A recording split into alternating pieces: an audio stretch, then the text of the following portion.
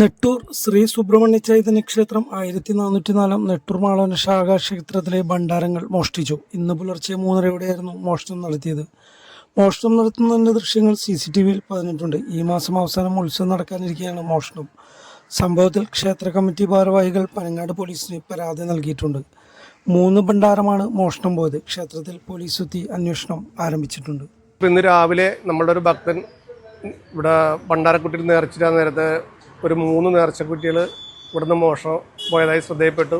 ഉടനെ തന്നെ ഞങ്ങളെ വിളിച്ചറിയിക്കുകയും ഞങ്ങളത് പനങ്ങാട് പോലീസ് സ്റ്റേഷനിൽ വിവരം അറിയിക്കുകയും ചെയ്തു.